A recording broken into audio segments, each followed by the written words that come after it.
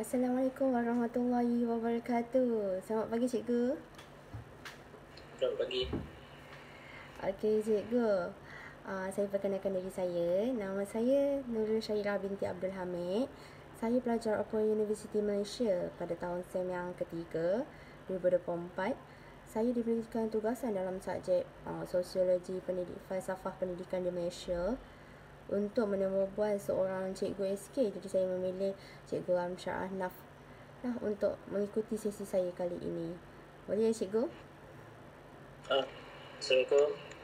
Okey cikgu, boleh tak cikgu perkenalkan diri cikgu serta sedikit latar belakang pendidikan cikgu lah dan juga pengalaman cikgu mengajar kat sekolah. Baik. Saya Amsyar Ahnaf Zamri. Saya telah mengajar di sekolah rendah dari tahun 2019 hingga ke tahun ni. Jadi dalam lebih kurang 6 tahun lah di sekolah rendah. Dan saya mempunyai ijazah dalam pendidikan dan telah mengikuti beberapa program kursus mengenai pengajaran inklusif dan pendidikan multikultural. Okey cikgu, saya ingin tanyakan tentang keterangkuman. Tajuk kita pada hari ini.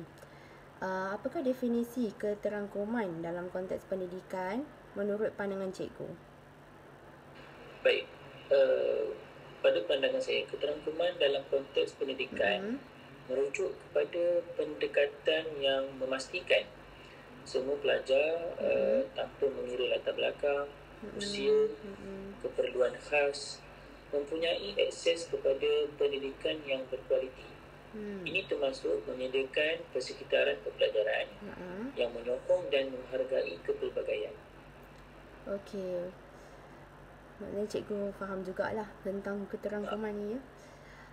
Cikgu, soalan seterusnya saya bagaimanakah cikgu melihat kepentingan keterangkuman ni dalam meningkatkan pencapaian akademik dan sosial pelajar di sekolah? Okey, keterangkuman membantu mewujudkan persekitaran yang positif. Kemudian pencapaian akademik yang lebih baik dan mengurangkan diskriminasi di kalangan pelajar lah yang berlainan latar belakang. Dari segi sosial, ia memupuk rasa hormat dan toleransi antara pelajar, mengurangkan diskriminasi dan membina kemahiran interpersonal yang penting untuk kehidupan. Macam tu cikgu. Ya. Okey cikgu, apakah pendekatan yang cikgu gunakan untuk cikgu memastikan keterangkuman dalam bilik darjah? Baik, saya menggunakan pendekatan yang pelbagai, termasuk pembelajaran berasaskan projek dan aktiviti kolaboratif. Lepas tu ini membolehkan semua pelajar, terutamanya yang mempunyai keperluan khas, untuk terlibat secara aktif. Okey. Cikgu, bagaimana cikgu berikan contoh? Boleh tak cikgu berikan contoh bagaimana keterangkuman telah dilaksanakan di sekolah cikgu? Baik. Di sekolah kami telah melaksanakan program mentor di mana pelajar senior membantu pelajar junior dari latar belakang berbeza. Kami juga mengadakan aktiviti kebudayaan yang merayakan kepelbagaian etnik. Jadi membolehkan pelajar-pelajar ni belajar tentang tradisi dan nilai budaya lain lah. Okey. Terima kasih cikgu atas jawapan yang cikgu berikan. Okey cikgu, saya nak tanya, apakah cabaran utama yang cikgu hadapi dalam usaha mengimbangi keterangkuman di sekolah? Antara cabaran utama adalah yang pertama, halangan bahasa.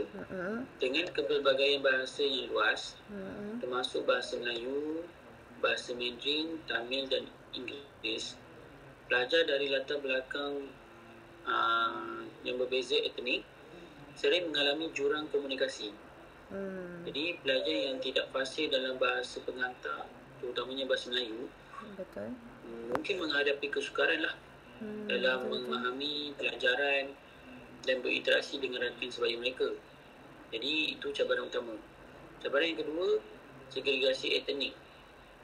dengan adanya sekolah kebangsaan, SK, sekolah jenis kebangsaan Cina dan sekolah jenis kebangsaan Tamil yang beroperasi secara berasingan, pelajar dari berbagai latar belakang juga sering terpisah dan tidak berpeluang untuk berinteraksi.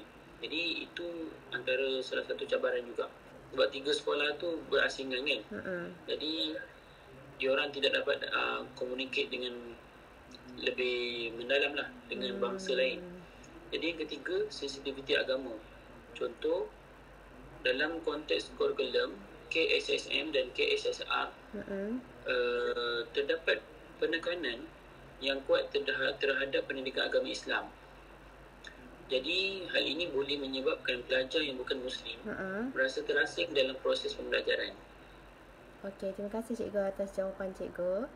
Soalan seterusnya cikgu, bagaimana cikgu menyokong pelajar dengan keperluan khas atau daripada latar belakang yang berbeza ni? Saya berusaha untuk memahami keperluan setiap pelajar secara individu. Kemudian saya menyediakan bahan pengajaran yang berbeza dan menggunakan teknologi yang ada lah untuk membantu mereka belajar dengan cara yang sesuai dengan gaya pembelajaran mereka yang betul. Okey. Terima kasih cikgu atas jawapan cikgu. Okey cikgu, bagaimanakah KSSR dan juga KSSM menyokong pelaksanaan pendidikan inklusif di sekolah? Okey, baik. KSSR dan KSSM menyediakan kurikulum yang fleksibel dan boleh disesuaikan untuk memenuhi keperluan pelajar. Jadi mereka juga menggalakkan penggunaan strategi pengajaran yang berbeza untuk memastikan semua pelajar dapat terlibat secara aktif dalam pembelajaran. Okey cikgu, terima kasih. Okey cikgu, soalan seterusnya, bagaimana pelibatan komuniti dan ibu bapa membantu dalam meningkatkan keterangkuman di sekolah? Baik, penglibatan ibu bapa sangat penting. Kami menggalakkan pertemuan berkala untuk membincangkan kemajuan anak-anak mereka lah dan melibatkan mereka dalam aktiviti sekolah. Jadi ini sangat membantu membina hubungan yang lebih kuat lah antara cikgu, antara sekolah dengan ibu bapa. Okey cikgu. Bagaimana cikgu menilai keberkesanan pendekatan keterangkuman yang diterapkan dalam bilik darjah? Okay, saya menilai keberkesanan melalui pencapaian akademik pelajar serta maklum balas daripada mereka. Jadi saya juga melakukan penilaian berkala untuk melihat perkembangan mereka dalam kemahiran akademik dan sosial lah. Okey cikgu, kita dah nak sampai ke penghujungnya. Soalan seterusnya adalah, apakah langkah-langkah yang cikgu boleh ambil untuk meningkatkan kesedaran budaya di kalangan pelajar? Langkahnya ialah saya mengadakan aktiviti seperti Hari Kebudayaan di mana pelajar dapat berkongsi tradisi dan nilai masing-masing. Ini membantu mereka menghargai kepelbagaian di kalangan rakan-rakan mereka. Okey. Cikgu, soalan yang terakhir lah untuk cikgu. Saya nak tanya Cikgu Amsyar, apakah harapan cikgu untuk masa depan pendidikan inklusif di Malaysia dalam konteks KSSR dan juga KSSM? Baik, saya berharap agar pendidikan inklusif akan menjadi norma di semua sekolah di Malaysia dengan sokongan penuh daripada kerajaan dan masyarakat.